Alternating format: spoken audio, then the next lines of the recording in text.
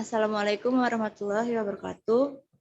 Pada kesempatan kali ini, kelompok kami akan mempresentasikan hasil analisa kami yang kami beri judul Threat Modeling Website Koperasi Digital untuk mata kuliah IT Disaster Recovery Plan.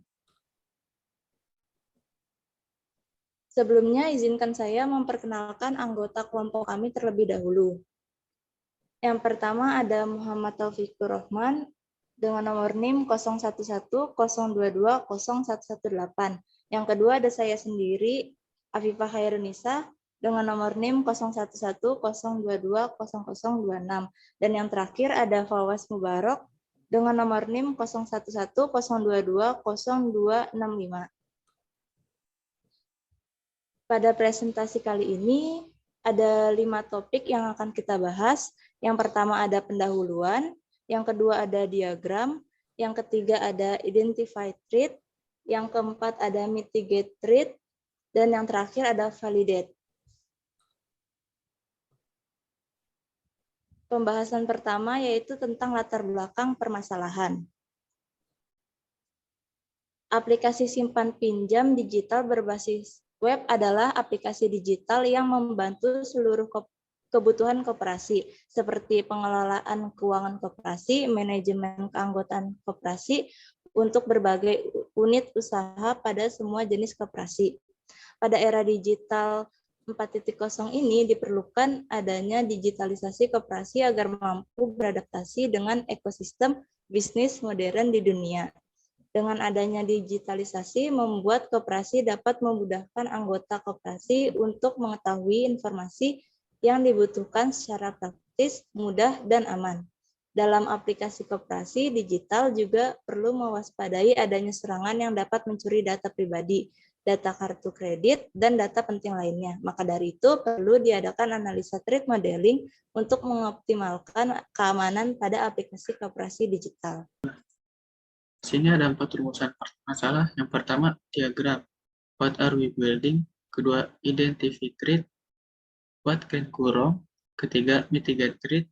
What are we going to do about it? Keempat, validate. Did we do a good job? Tujuan makalah ini adalah untuk menganalisis ancaman, menemukan kerentanan, mengidentifikasi tujuan, dan mengembangkan penanggulangan untuk mencegah atau mengurangi efek serangan pada aplikasi koperasi digital. What are we building? Bagaimana beberapa user mengakses beberapa sistem dari sebuah web bertema koperasi? User. Di sini ada 3 macam user atau 3 role. Yang pertama ada admin utama koperasi, kedua ada software developer, ketiga ada database administrator. Tiap user memiliki role masing-masing dan tidak bisa melakukan role pekerjaan user yang lain atau sekedar melakukan akses biasa. Oke, selanjutnya adalah DFD diagram. Berikut diagram yang kita punya. Di sini dijelaskan bahwa ada beberapa user yang memiliki role masing-masing. Yang pertama ada admin, yang kedua software developer, dan yang ketiga ada DB admin atau database admin. Untuk yang pertama ada role admin, yaitu role untuk memanajemen data anggota koperasi dan kegiatan-kegiatan yang akan diadakan dan dikelola di website koperasi tersebut. Kemudian ada role software developer, yaitu melakukan troubleshoot atau deploy, yang dimana melakukan pengembangan dan peningkatan aplikasi web tadi dengan melakukan deploy atau rilis. Kemudian role admin juga memiliki koneksi yang sering berkomunikasi dengan software developer terkait dengan kenyamanan aplikasi tadi berupa UI dan UX dan laporan masalah atau bug yang muncul di aplikasi tersebut dan akan dideploy melalui patch hingga masalah bug tersebut akan hilang. Kemudian yang ketiga ada role DB admin yang dimana punya role khusus sendiri, yaitu mengakses database dari aplikasi tersebut. Role ini tidak bisa diakses oleh user yang lainnya, dikarenakan merupakan role yang sangat krusial karena berhadapan dengan keamanan database dan jaringan keamanan sistem tadi. Identify threat yang kami dapatkan berupa spoofing, tampering, reputation, information disclosure, denial of service, elevation, dan privilege. Dari spoofing, kita mendapatkan identify threat-nya terhadap external entity, proses, data store, kemudian tampering, hanya data flow, kemudian reputation, yaitu external entity, proses, data store, kemudian information disclosure, berupa proses, data store, data flow, kemudian denial of service, berupa proses, data store, dan yang terakhir elevation of privilege, yaitu external entity dan proses. Oke, untuk trust border yang pertama, kita mengidentifikasi threat, yaitu berupa dari spoofing, mitigation-nya berupa user ID, password, admin authentication, yang dimana mempunyai kelemahan atau vulnerability, yaitu no to FA atau no to factor authentication, atau perlindungan dua arah. Kemudian di tampering, mitigation-nya SSL atau TLS, kemudian di website koperasi, mitigation log, dan vulnerability-nya berupa administrator account abuse atau penyalahgunaan akun administrasi. Kemudian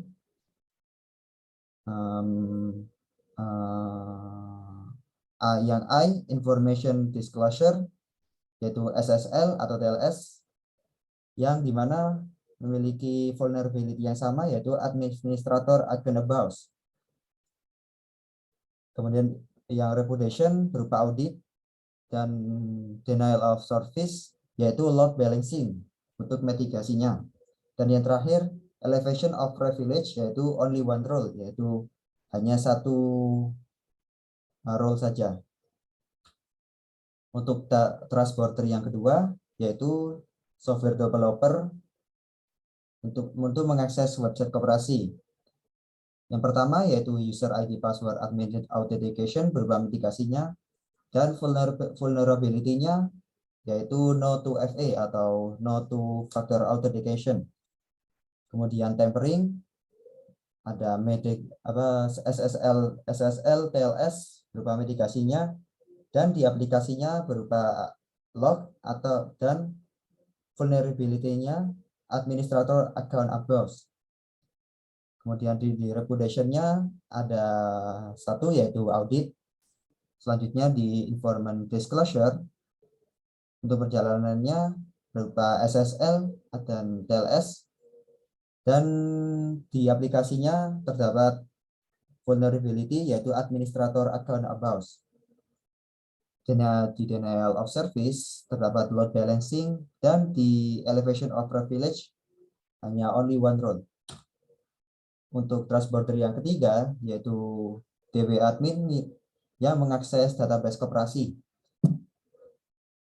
Yang pertama berupa spoofing, user ID dan password. Kemudian di tampering ada log. Kemudian untuk pengaksesan berupa SSL atau TLS, dan di database koperasi mitigasinya berupa log. Kemudian di reputation hanya one role only. Kemudian di information disclosure ada vulnerability yaitu admin account abuse, dan mitigasi untuk pengaksesan yaitu SSL, TLS. Kemudian di denial of service ada load balancing di DB adminnya. Kemudian di database koperasinya ada load balancing juga. Dan yang terakhir, elevation of privilege, hanya ada one role only untuk mitigasinya.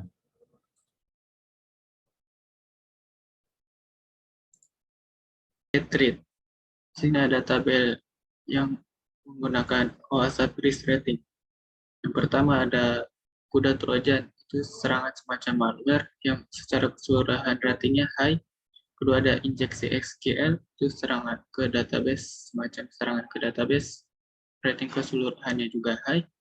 Ketiga ada 02FA, itu serangan autentikasi, semacam serangan autentikasi, dan rating keseluruhannya high. Keempat ada log4j, itu serangan APC logging yang secara keseluruhan ratingnya medium. Kelima ada load balancing, itu yang secara keseluruhan ratingnya juga medium. Dan terakhir ada SSL atau TLS, itu juga secara keseluruhan ratingnya low. Di sini ada catatan penjelasan singkatan-singkatan di tabel. Selanjutnya, kesimpulan dan saran. Setelah menganalisis tentang threat modeling pada aplikasi koperasi digital, dapat disimpulkan bahwa penerapan sebuah threat modeling pada aplikasi koperasi digital yang kita miliki mendeteksi beberapa ancaman, seperti klasifikasi ancaman. Beberapa penilaian risiko ancaman tersebut menggunakan metode strike. Dan untuk menanggulangi ancaman-ancaman tersebut, perlu menyusun langkah mitigasi untuk mencapai hasil maksimal. Maka dari itu, diperlukan sebuah pemahaman lebih lanjut tentang jenis-jenis ancaman serta penanggulangannya sehingga dapat membuat threat model yang lebih kompleks. Analisis threat modeling pada aplikasi koperasi digital yang kami buat masih belum sempurna dan masih banyak jenis ancaman yang belum kami pahami sehingga threat model ini dapat dikembangkan lebih jauh lagi. Thank you for attention. Terima kasih untuk yang sudah menonton dan memperhatikan mulai dari awal sampai akhir. Semoga bertemu kembali. Assalamualaikum warahmatullahi wabarakatuh.